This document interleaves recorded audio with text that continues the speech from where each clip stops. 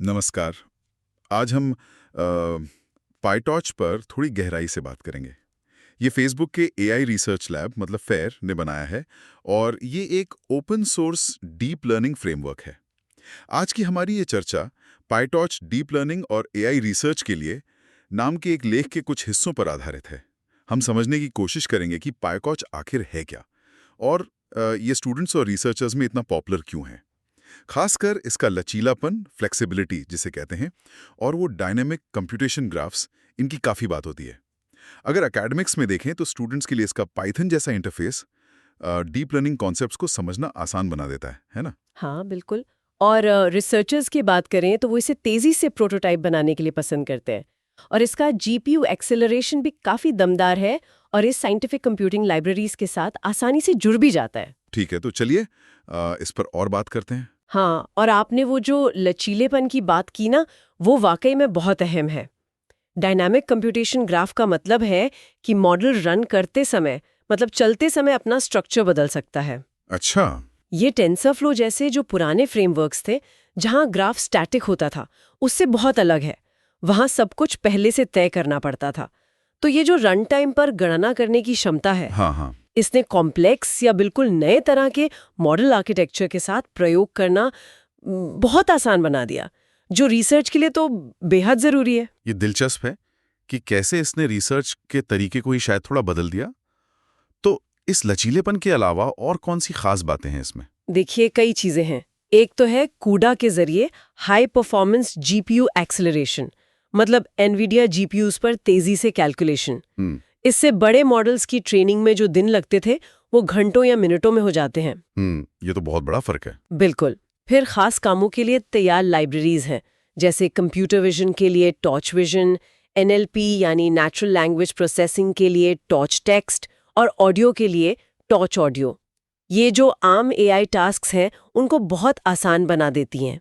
और वो जो आपने कहा कि नमपाई जैसी पाइथन लाइब्रेरीज के साथ इसका जुड़ाव है, उसका प्रैक्टिकल फायदा क्या है? हाँ, उसका तो बहुत बड़ा फायदा है। सोचिए, जो स्टूडेंट्स या रिसर्चर्स पहले से पाइथन और नमपाई जैसी लाइब्रेरीज इस्तेमाल कर रहे हैं, हाँ, जो कि काफी लोग करते हैं। बिल्कुल, उनके लिए पाइटॉर्च सीखना और इस्तेमाल करना बहुत नेचुरल लगता है।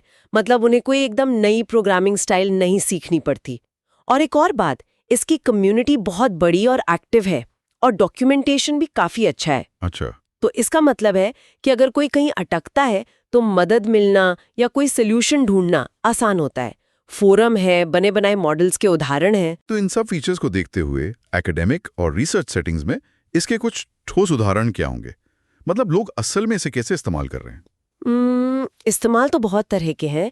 जैसे कंप्यूटर विजन और एनएलपी में कॉम्प्लेक्स डीप न्यूरल नेटवर्क बनाने और ट्रेन करने के लिए ये बहुत यूज होता है। रिसर्चर्स रीइंफोर्समेंट लर्निंग एल्गोरिदम के साथ एक्सपेरिमेंट करने के लिए इसका इस्तेमाल करते हैं। अच्छा। हाँ, और जो नए नए एआई रिसर्च पेपर आते हैं, उनमें दिए गए मॉडल्स को इम्प्लीमेंट करने और उनके रिजल्ट्स को रिप्रोड्यूस करने के लिए भी लोग पाइटॉर्च यूज करते हैं। ओके। एकेडमिक प्रोजेक्ट्स में स्टूडेंट्स इससे प्रिडिक्टिव एनालिसिस मॉडल बनाते हैं और बड़े डेटा सेट पर अलग अलग एआई सॉल्यूशंस की परफॉर्मेंस को कंपेयर करने, यानी बेंचमार्किंग के लिए भी ये काफी पॉपुलर टूल है। इसकी जो डायनेमिक नेचर है, वो खासकर एनएलपी जैसे फील्ड्स में बहुत काम आती है, जहां इनपुट डेटा की लंबाई बदलती रहती है। तो अगर हम इससे पूरी तस्वीर में देखें तो एकेडमिक्स में एआई इनोवेशन पर पाइटॉर्च का क्या असर पड़ा है? असर तो काफी गहरा पड़ा है। देखिए, पाइटॉर्च ने स्टूडेंट्स और रिसर्चर्स को एक तरह से ताकत दी है। वे थ्योरेटिकल एआई कॉन्सेप्ट्स को जल्दी से प्रैक्टिकल काम करने वाले मॉडल्स में बदल सकते हैं। इसने प्रोटोटाइप बनाने और एक्सपेरिमेंट करने के प्रोसेस को बहुत आसान और तेज कर दिया है। इससे एकेडमिक फील्ड में इनोवेशन की रफ्तार बढ़ी है। नए आइडियाज को टेस्ट करना और उन्हें लागू करना अब पहले से कहीं ज्यादा तेज और सुलभ हो गया है। तो इस सब का निचोड़ क्या है? ऐसा लगता है कि पाइटॉर्च ने इस्तेमाल में आसानी, जबरदस्त लचीलापन और हाई परफॉर्मेंस का एक अच्छा संतुलन बनाया है। बिल्कुल सही कहा आपने।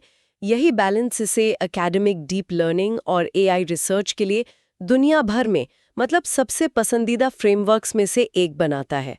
ये सिर्फ एक सॉफ्टवेयर टूल नहीं है, बल्कि ये अगली पीढ़ी के एआई इनोवेशंस के लिए एक तरह का उत्प्रेरक, एक इनेबलर है, जिसे स्टूडेंट्स और रिसर्चर्स आगे बढ़ा रहे हैं।